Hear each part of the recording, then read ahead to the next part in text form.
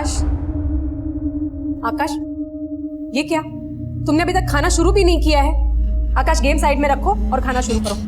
अच्छा ऐसा करो, आप ही मुझे खाना खिला दो ना। तुम ना बहुत बदमाश हो गए हो, रोज रोज का हो गया अब तुम्हारा ये।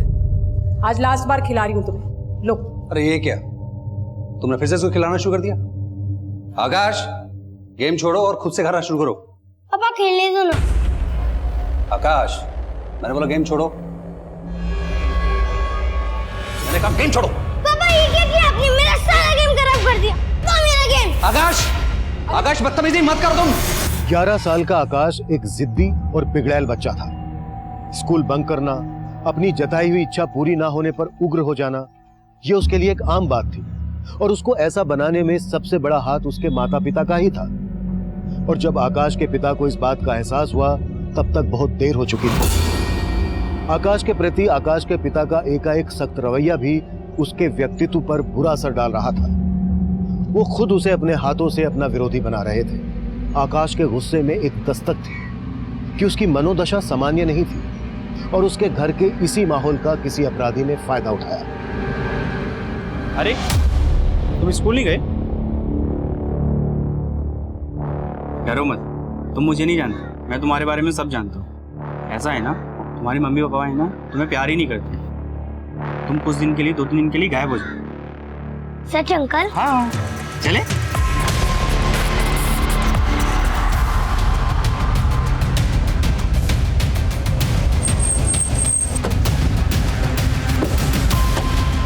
पीछे हटे, हटो हटो हटो हटो।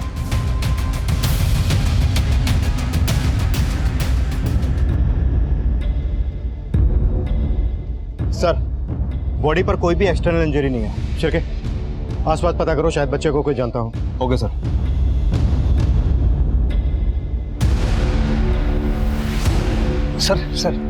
सर हमारे बेटे आकाश का कुछ पता चला? देखिए हम पता कर रहे हैं, जैसे कुछ खबर आती है मैं बताता हूँ आपको। अब क्या पता कर रहे हैं? 6 महीने से हम यही सुन रहे हैं कि आप पता कर रहे हैं। अभी तक आप मेरे बच्चे को ढूंढ नहीं पाए। मेरा बच्चा क्या कर रहा होगा, किस हाल में होगा?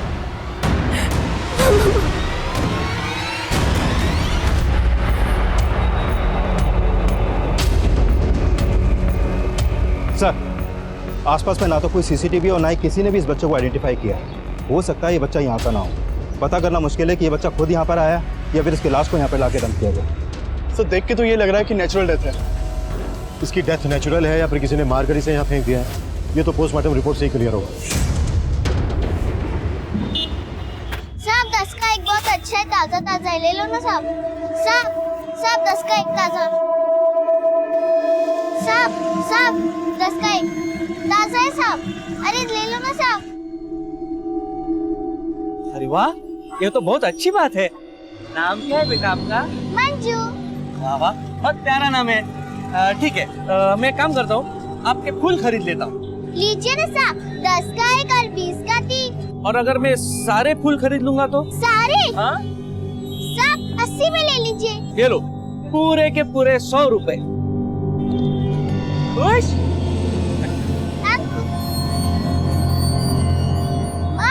अंकल ने सारे फूल खरीद लिए, ये लो 100 रुपए। हाँ? अरे वाह रे कमला, तेरी बेटी ने तो आज एकदम धमाल कर दिया। एक काम करते, इसी बहाने आज वो चिकन पार्टी करते। एक खबरदार जो मेरी कमाई पे नजर लगाए, समझी ना? चल भाग यहाँ से। हाँ, जाती हूँ। बड़ी आई मंजू, ये फूल बेच में आती है।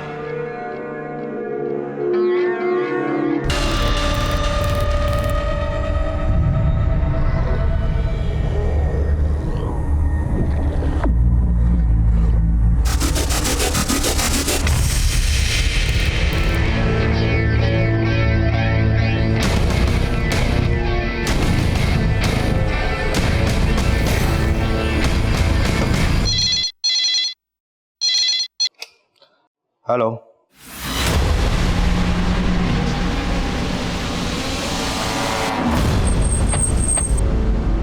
सर, बोरीवली में जिस बच्चे की लाश मिली थी उसकी फोटो सारे थानों में सर्कुलेट करवा दिए, लेकिन कहीं से कोई अपडेट नहीं कि उस बच्चे की कहीं मिसिंग रिपोर्ट फाइल की गई हो। सर, बच्चे की पहचान लगाना मुश्किल हो रहा है। सर, उस बच्चे का पोस्टमार्टम करने वाले डॉक्टर का फोन आया था। उन्होंने बताया कि उस बच्चे को काफी लंबे समय से मोलेस्ट किया जा रहा था। बच्चे को मोलेस्ट किया जा रहा है? और कहीं पर भी उसकी मिसिंग कंप्लेंट फाइल नहीं है। मतलब बच्चे के साथ जो हो रहा था उसमें उसके किसी जान पहचान वाले का ही हाथ होगा। ना आई एम श्योर उस बच्चे की डेथ नेचुरल नहीं होगी। सर अभी अभी कंट्रोल रूम से फोन आया है, गोराई खाड़ी के पास एक और बच्चे की लाश मिली है।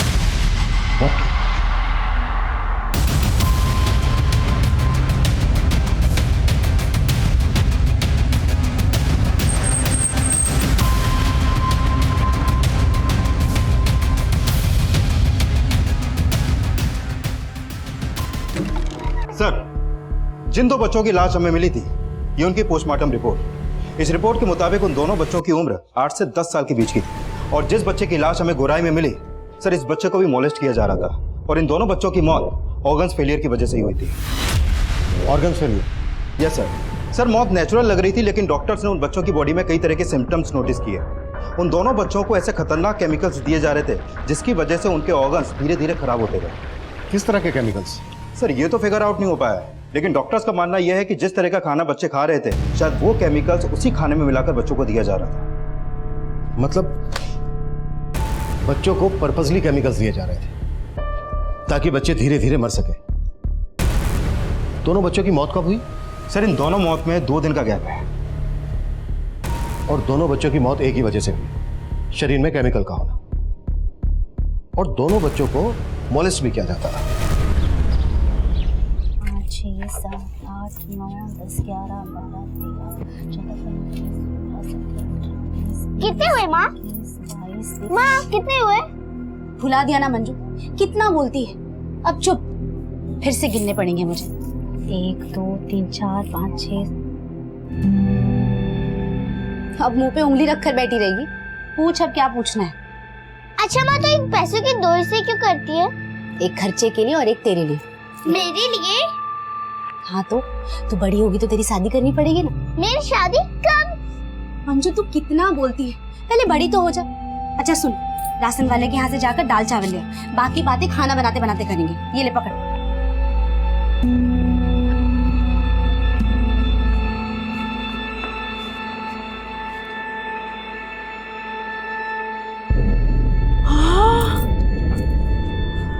अरे कमला, तेरी तो चांदी हो गई है रे। तो अंदर कैसे आई रे? ये लो, दरवाजा खुला था, आ गई अंदर। अरे सुन ना, मेरे को 100 रुपए उधार दे देना। चल निकल यहाँ से, पहले 500 रुपए वापस दे और फिर उधार मांगना, समझी ना? तू तो आजकल बहुत घमंडी हो रही है रे। ए, चल अपना काम कर, समझी? चल निकल यहाँ से, पैसे उधार चाहिए। चल निकल।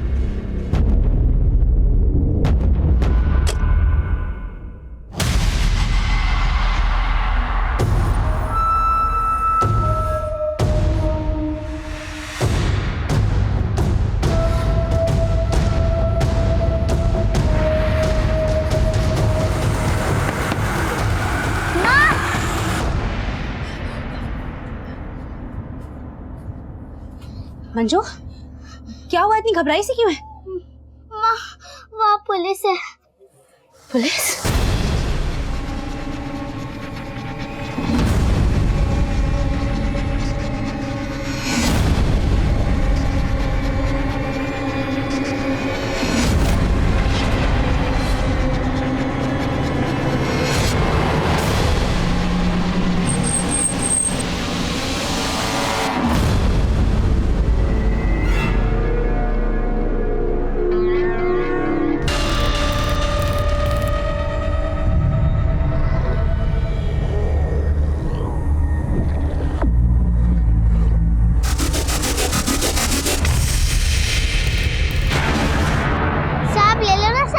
अच्छा फूल है, ले लो। 10 का एक, 10 का एक ले लो ना साहब। अरे मंजू बेटा, आओ आओ आओ आओ ना बेटा, एक अच्छी सी फोटो निकालते हैं। हाँ, ये देखो। मंजू किधर आ?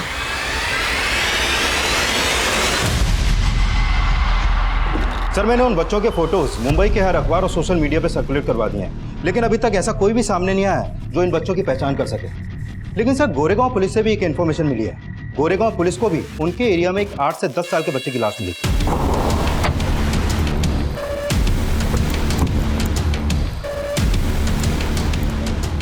सर उस बच्चे की बॉडी बुरी तरह से सड़ गई थी, उसका चेहरा भी पहचान पाना मुश्किल था।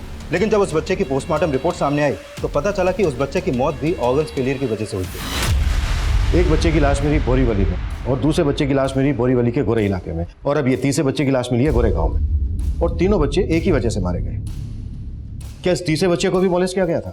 सर उस तीसरे बच्चे की बॉडी डिकम्पोज थी, तो कह पाना मुश्किल है कि उसको भी मोलेस्ट किया जा रहा था या नहीं।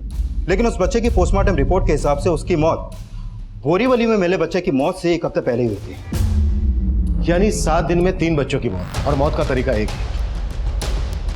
क्या कनेक्शन हो सकता है तीनों बच्चों के पीछे?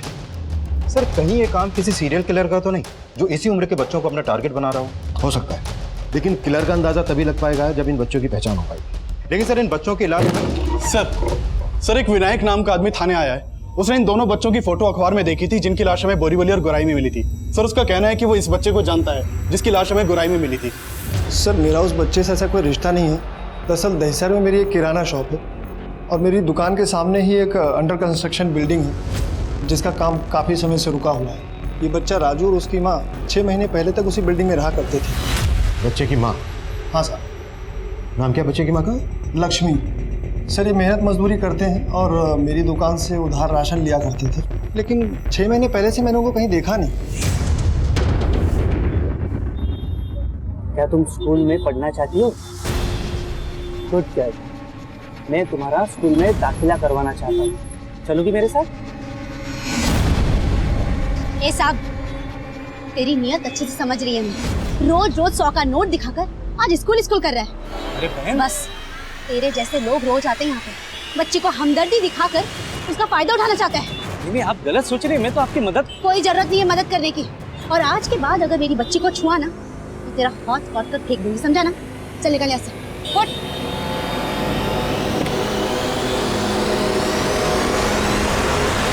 तेरे को मालूम भी है कि ये लोग बच्चों के साथ क्या करते हैं?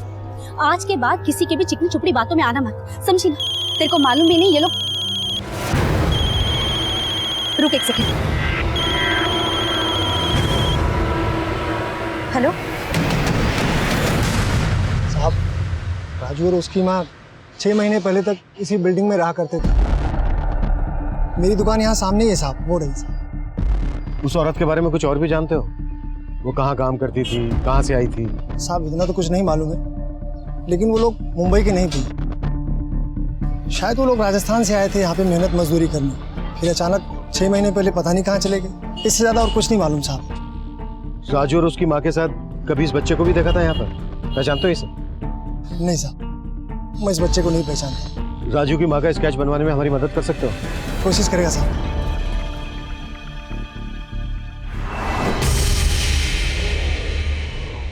तो कह रही है तेरे को मंजू को साथ बनाने को बोला था ना?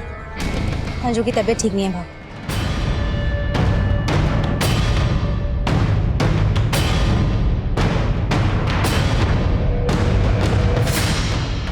माँ आज बहुत ही सारा पैसा जमा हो गया ना, हम लोग उसके सामने वाली सिग्नल पे जाएंगे ना तो।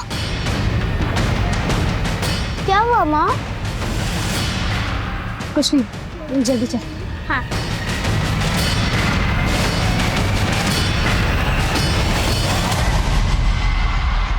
जिस अंडर कंस्ट्रक्शन बिल्डिंग में राजू और उसकी माँ लक्ष्मी रहते थे वहां पर पता करो, शायद इनके बारे में हमें और भी कुछ पता चल जाए।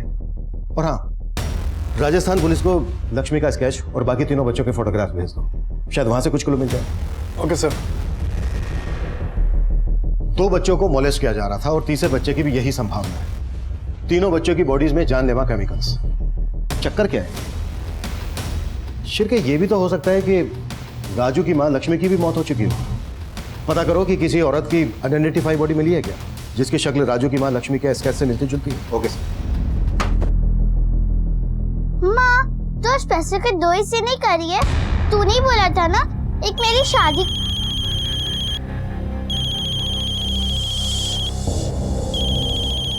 मंजू तू पोटली बांध में आती।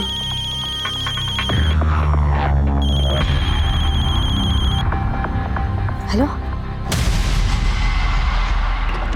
सर, मैं पिछले दिनों मिली अनआइडेंटिफाइड बॉडीज के बारे में पता कर रहा था, लेकिन राजू की मां से जुड़ी किसी भी औरत की कोई बॉडी नहीं मिली है। लेकिन सब पता चला है कि कुछ दिन पहले भाईंदर पुलिस को भी उनके एरिया में एक बच्चे की लाश मिली थी।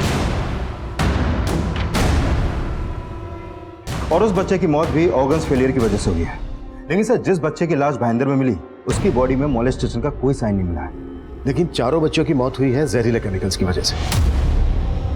कहीं ऐसा तो नहीं है कि ये बच्चे किसी केमिकल फैक्ट्री में काम करते हो? चिरके, मुंबई और आसपास के इंडस्ट्रियल एरियाज में इन चारों बच्चों के बारे में पता करो। Okay sir. माँ बताओ ना, हम अचानक से कहाँ जा रहे हैं? मंजू मैं सब बताऊंगी। अभी चल जल्दी से मेरे साथ। चल आजा, आजा। चल।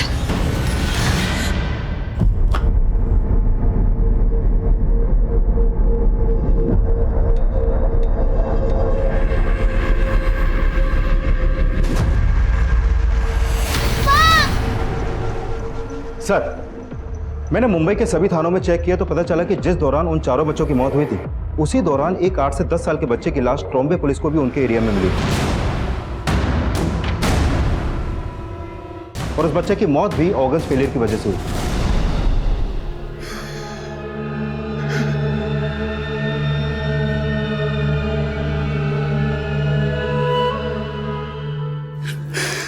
सुनिए, खाना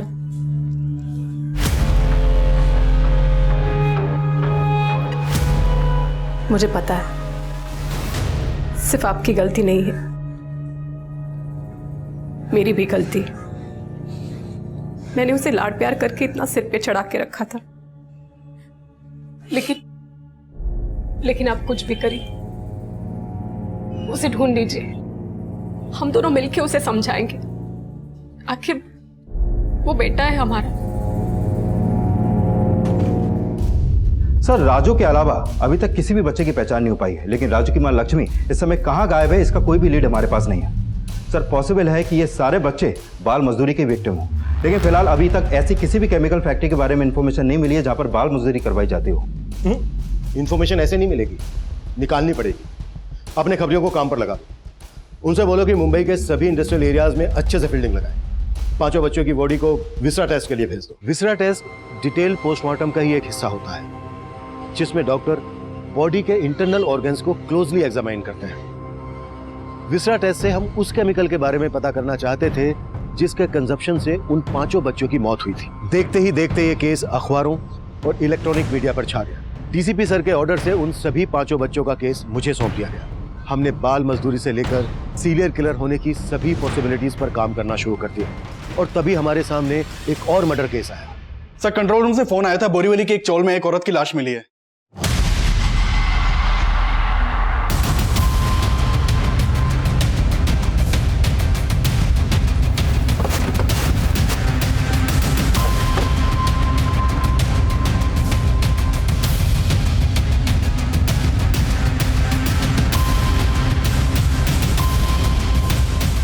साहब, अंदर जो है ना वो कमला है, वो अपनी बेटी मंजू के साथ यहाँ रहती थी।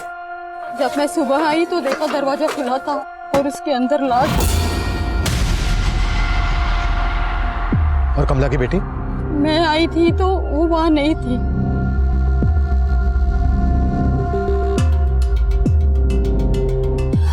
साहब, यही है मंजू, इसकी बेटी। और कमला का पति? उसका पति नहीं है साहब। कमला ने मेरे को बताया था कि काफी समय पहले उसकी मौत हो गई थी। कमला के किसी रिश्तेदार को जानती हो? नहीं साहब, लेकिन वो राजस्थान की थी। राजस्थान? राजस्थान में कहाँ की? वो तो नहीं पता साहब। कमला का कभी झगड़ा हुआ था किसी के साथ? नहीं साहब, वो बहुत अच्छी थी। उसका कभी किसी के। याद आया साहब, एक आदमी है, उसका उसके साथ झगड़ा हुआ था सिग्नल पे। ए साहब, तेरी नियत अच्छे से समझ रही है मैं, और आज के बाद अगर मेरी बच्ची को छुआ ना तो तेरा हाथ काट कर फेंक दूंगी, समझा ना? हाँ, पर वो आदमी कौन था जिसके साथ कमला का झगड़ा हुआ था? इतना तो नहीं पता साहब, लेकिन वो इंसान अक्सर वहाँ आता जाता रहता है और गरीब बच्चों को ना वो खाना वाना बांटता रहता है। साहब, वो आदमी कुछ ज्यादा ही मेहरबान था मंजू पर। उसे सारे फूल खरीद लेता था और कमला को ये लगता था कि उसकी बुरी नजर है मंजू पर। कमला के पास कोई मोबाइल फोन था? हाँ साहब। घर में कमला और उसकी बेटी मंजू रहते थे। जरूर किसी ने कमला का मर्डर करके मंजू को अगवा क्या होगा। बच्ची की फोटो पेट्रोलिंग टीम को भेज दो और बॉडी पोस्टमार्टम के लिए। जिस सिग्नल पर कमला और उसकी बेटी मंजू फूल बेचा करते थे वहां भी पता करो कि उस सिग्नल पर कमला का किस आदमी के साथ झगड़ा हुआ था। कमला के कॉल रिकॉर्ड्स में लिखवा, हो सकता है उससे उसके किसी रिश्तेदार का पता चल जाए। हमें कैसे भी करके उसकी बच्ची को बचाना होगा।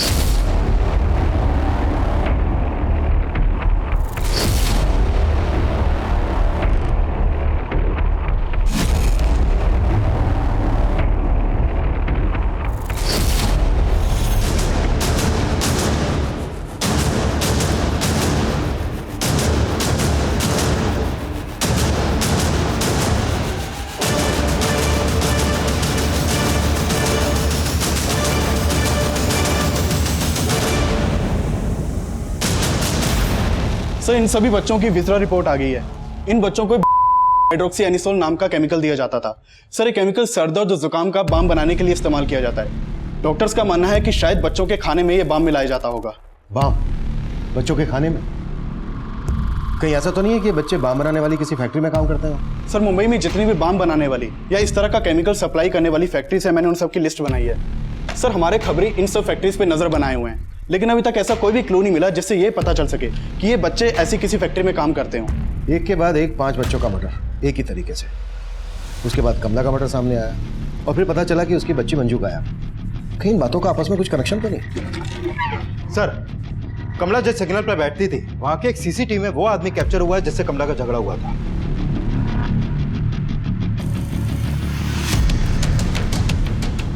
किशोरी बता रही थी कि ये गरीब बच्चों को सिग्नल पर खाना बांटा करता था और कमला को लगता था कि इस आदमी की उसकी बेटी मंजू पर गलत नजर है। 5 बच्चों में से 2 बच्चों को मोलेस्ट किया जा रहा था और सभी बच्चों की बॉडी में केमिकल्स मिले। शिर्के कहीं ऐसा तो नहीं है कि ये बच्चों को केमिकल्स मिलाकर खाना बांटता था? ये देखो, इसकी गाड़ी का नंबर विजिबल है, साफ साफ दिख रहा है। गाड़ी के रजिस्ट्रेशन से इसका एड्रेस पता करो, कहाँ रहता है ये।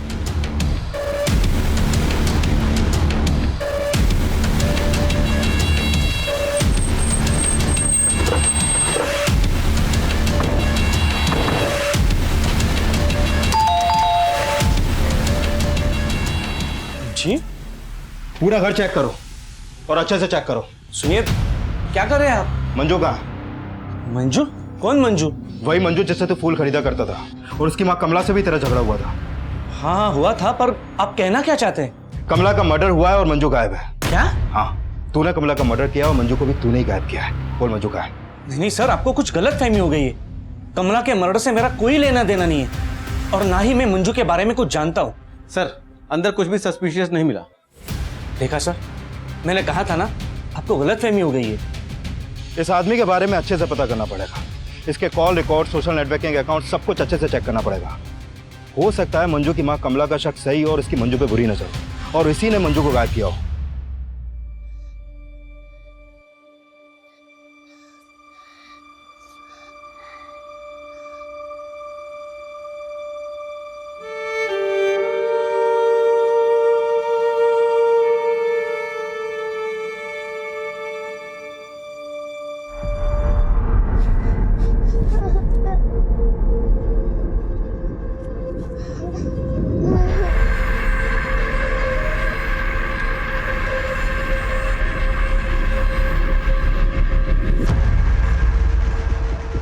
कमला जिस सिग्नल पर फूल बेचा करती थी वहाँ राजू, उसकी माँ और बाकी 4 बच्चों के बारे में तो कोई इन्फॉर्मेशन नहीं मिली है, लेकिन ये पता चला है कि उसी सिग्नल पर वकार जिन बच्चों को खाना बांटा करता था वहाँ से वो बच्चे अचानक से गायब हो गए। और जब मैंने वकार का सोशल नेटवर्किंग अकाउंट चेक किया तो पता चला कि वकार ने उन सभी बच्चों के साथ अपने अकाउंट पर कुछ फोटोज अपलोड किए हैं। ये देखिए सर।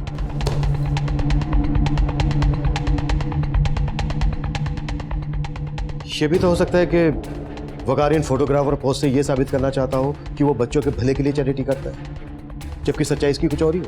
नहीं सर, वकार के कॉल रिकॉर्ड में तो ऐसा कुछ भी सस्पिशियस नहीं है। एक काम करो, इसकी हर एक्टिविटी पे नजर रखो। हो सकता है ये उन 5 बच्चों को भी जानता हो जिनकी लाशें हमें मिली, और ये भी जानता हो कि मंजू इस वक्त गायब कहाँ है।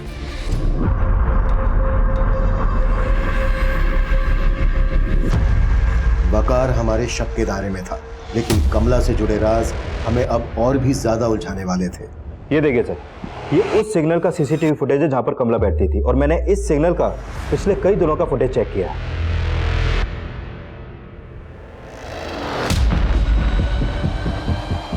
ये वही कार है जो इस सिग्नल पे रोजाना आती थी और कमला इसी कार की डिक्की से कार्टन लेती थी। एक फूल बेचने वाली मामूली औरत से कार वाला सिग्नल पर मिलने क्यों आता होगा? किशोरी, इस कार से एक आदमी रोज कमला से मिलने आता था। कौन है वो? साहब, ये कार तो वहाँ रोज आती थी और इसमें का वो जो आदमी उससे बात भी करती थी कमला। मैंने उससे पूछा भी था कि कौन मिलने आता है तेरे को, लेकिन उसने कभी कुछ नहीं कहा। बोलती थी कि कोई बड़ा सेठ है। कौन बड़ा सेठ? वो नाम वाम कभी नहीं बताया उसने मुझे। जो आदमी इस कार के अंदर होता था, उसका चेहरा देखा था कभी? उसके बारे में बता सकती हो? नहीं साहब, कभी देखा नहीं उसका चेहरा मैंने। अच्छा, ये देखो, इस कार में से कमला रोज एक कार्टन लेती थी। क्या होता था इसके अंदर? नहीं साहब, कभी इसके बारे में उसने नहीं बोला मेरे को। ठीक है, तुम जा सकती हो। शिरके, हो सकता है किशोरी कमला के बारे में सब कुछ जानती है, पर किसी वजह से या किसी डर की वजह से ये बता नहीं रही हो। इसकी भी कुंडली निकालो। सर, कमला जिस गाड़ी वाले से मिला करती थी, वो गाड़ी का नंबर मलाड में रहने वाले मनसुख सेठ के नाम पर रजिस्टर्ड है। मनसुख? जी सर। वो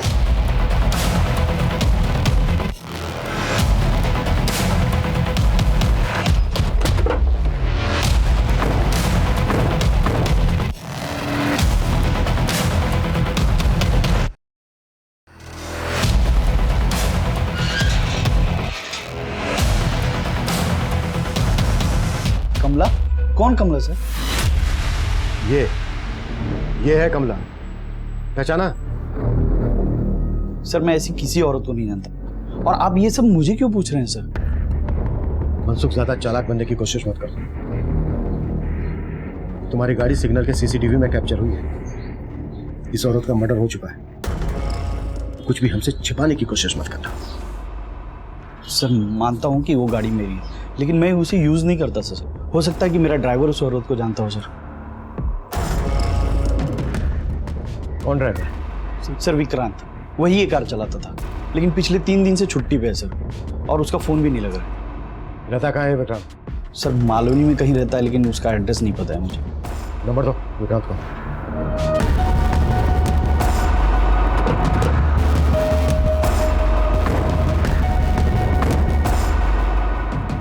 ताला लगा है। तोड़ो ताला।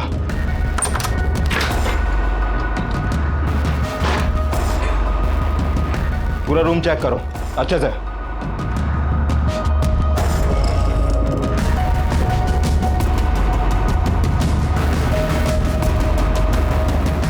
सर, ये देखिए।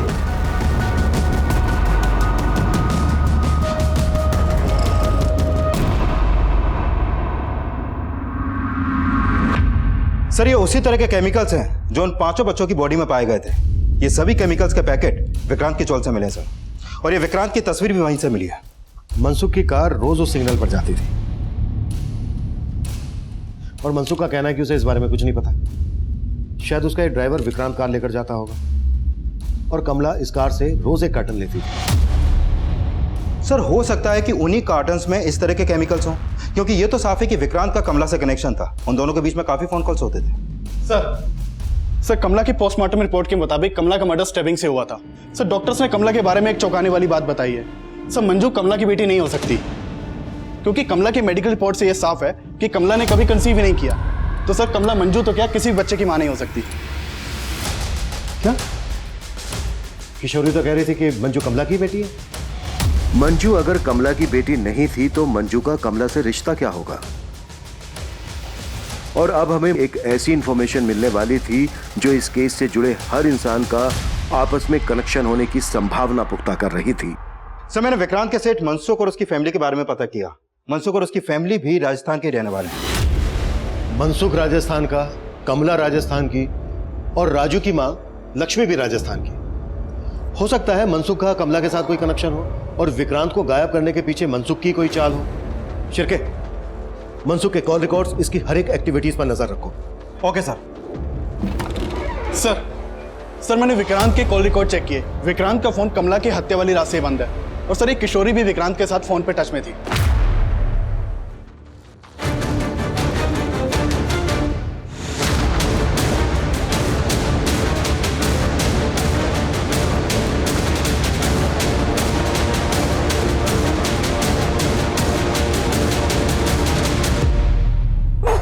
मुझे नहीं पता साहब, मैं नहीं जानती विक्रांत बाबू कहाँ है। मैं सच बोल रही हूँ। तुम और कमला विक्रांत के लिए काम करते थे ना?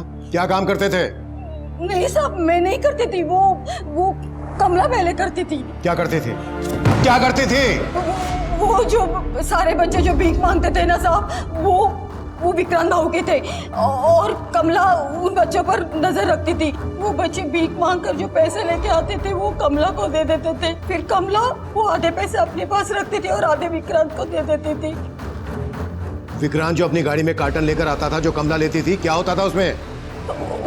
वो डिब्बे में बच्चों का खाना आता था साहब। और उस खाने में केमिकल मिला होता था। हाँ साहब, उस खाने में कुछ तो होता था, क्योंकि कमला ने वो खाना कभी भी अपनी मंजू को खाने नहीं दिया। कुछ दिन पहले विक्रांत वो बाबू वहाँ आए थे और मुझे अचानक से बोलने लगे कि देख किशोरी, कमला जो कर सकती है ना, तू भी कर सकती है। हाँ भाऊ, लेकिन कमला को दूसरी जगह शिफ्ट कर रहा हूँ ना मैं। मैंने भी लालच में आकर उसको हाँ कर दी। फिर अचानक कमला का मर्डर हो गया। इसके अलावा मुझे कुछ नहीं पता साहब। क्या ये बच्चे भी पहले उस सिग्नल पर भीख मांगा करते थे? देखो, ध्यान से देखो इन्हें। ये राजू है और ये गुड्डू, ये दोनों वहाँ काम करते थे। मंजू, कितनी बार बोला इन मंगतों के साथ मत खेला कर, समझ में नहीं आता ना? और तुम लोग चलो काम करो। कमला ने हमेशा मंजू को इनसे दूर रखा, फिर अचानक ये गायब हो गए। गायब नहीं हुए हैं, मौत हो गई है इनकी कोई केमिकल वाला खाना खाने से। बाकी के जो बच्चे हैं वहां पर भीख मांगते थे, वो कहाँ हैं? मुझे नहीं मालूम साहब। सर उन 5 बच्चों में से 2 बच्चे उस सिग्नल पे थे। हो सकता है बाकी के 3 बच्चे किसी और सिग्नल पर भीख मांगते हों, और कमला जैसे और भी लोग होंगे जो उन बच्चों को मैनेज करते हों। सर ये सर वो नीली गाड़ी वाला मनसुख अचानक गायब हो गया है। उसका घर भी बंद है और नंबर भी। नौकर चाकर सब फरार हैं। यानी हमारा अंदाजा बिल्कुल सही निकला। मनसुख इस रैकेट को चला रहा था और विक्रांत जैसे उसके कई और भी साथी हैं। मुंबई के जिस सिग्नल पर बच्चे भीख मांगते हैं उन सबका पता करो और देखो उन्हें मैनेज कौन करता है।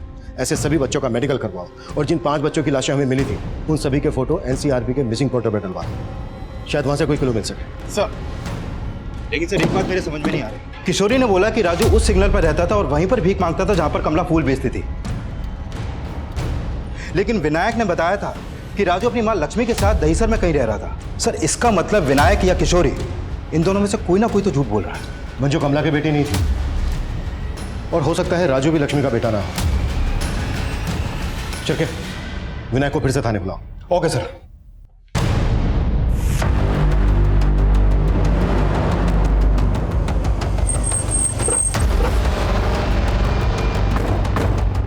जो विनायक उन 5 बच्चों में से एक बच्चे की पहचान बताने हमारे पास आया, अब वो भी गायब था। कमला, किशोरी, विक्रांत और मनसुख के बाद विनायक भी इस नेक्सस का हिस्सा लग रहा था। लेकिन उसने एक ही बच्चे की पहचान क्यों की, किस मकसद से की, ये तब हम समझ ही नहीं पा रहे थे। इस नेक्सस की जड़ों तक पहुंचने के लिए हमने मुंबई के कई सिग्नल्स पर छानबीन शुरू कर दी।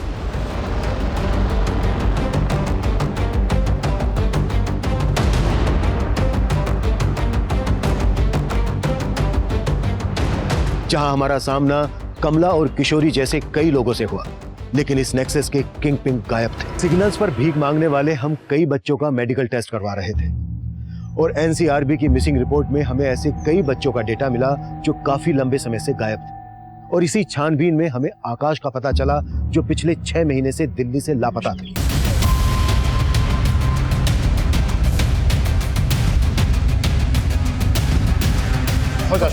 साहब इस रैकेट से मेरा कोई लेना देना नहीं है साहब। विक्रांत के दिए जहाँ से मैं आ गया साहब, उसका मेरी दुकान पे रोज आना जाना था साहब। वो एक दिन आया और मुझसे बोला कि पुलिस इन 2 बच्चों की पहचान ना बहुत जोरों शोरों से कर रही है। देख मैं चाहता हूँ उनमें से एक की पहचान तो खुद पुलिस स्टेशन जाके कर। देख भाई, मुझसे लफड़े वाला काम नहीं हो पाएगा। तेरा ही फोन आया था ना, पैसे चाहिए कुछ, 50,000 रुपये देता मैं तुझे इसके, 50,000। लेकिन मैं फंसूंगा तो नहीं? मैं क्यों डर रहा है? मैं हूं ना। मुझे नहीं मालूम साहब, लेकिन वो पुणे में हो सकता है साहब। विक्रांत का दूसरा नंबर तो होगा ही तेरे पास। हाँ है साहब, एक नंबर है।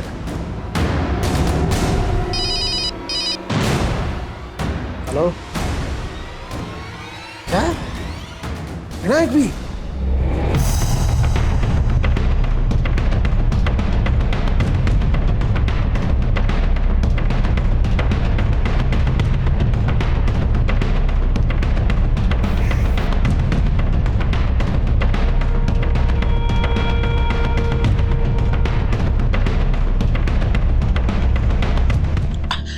साहब, मैं तो खुद ही बच के छिप रहा था। मुझे मनसुख सेठ के बारे में कुछ नहीं पता साहब। कमला तो तुम लोगों के लिए काम करती थी, फिर उसे क्यों मारा? ये मंजू को भी सेठ ने कहीं से खरीदा था और उसे कमला को संभालने के लिए बोला, ताकि जब वो बड़ी हो तो उसका दाम अच्छा मिल सके। लेकिन साहब, वो मंजू को अपनी बेटी समझने लग गई और उसके साथ भागने की तैयारी कर रही थी। सेठ मेरे को बोला और मैं उसको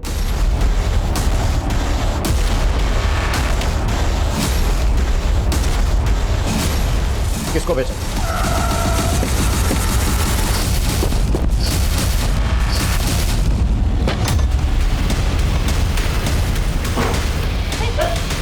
चलो इसको अंदर लो। उठाओ उठाओ, बच्ची का है, बच्ची का है। मैंने कुछ नहीं किया सर, मैंने कुछ नहीं किया सर। चिरके इधर देखो।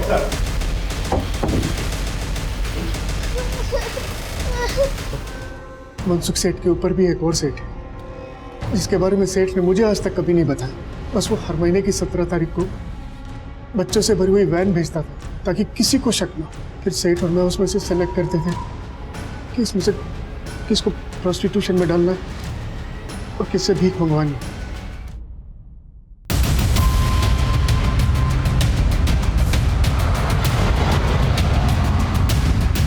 बाहर निकालो इसको। तुम उधर जाओ टंकी के पीछे। चुप चुप चुप।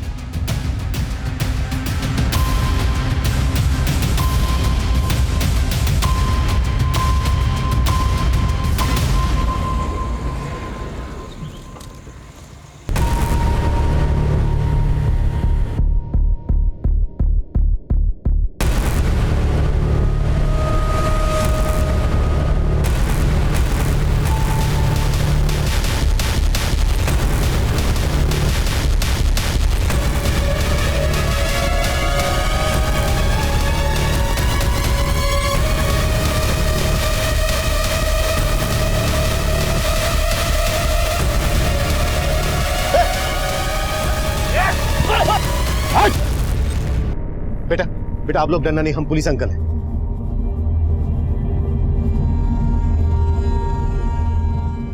हर अपराध होने से पहले अपनी दस्तक जरूर देता है। अगर हम सतर्क हैं तो समय रहते ऐसे अपराध से बचा जा सकता है। अब मैं सीनियर इंस्पेक्टर अभिमन्यु जिंदल आपसे विदा लेता हूं। आपसे फिर मुलाकात होगी एक नए केस के साथ। देखते रहिए क्राइम पेट्रोल दस्तक। मकसद बताना नहीं, बचाना है।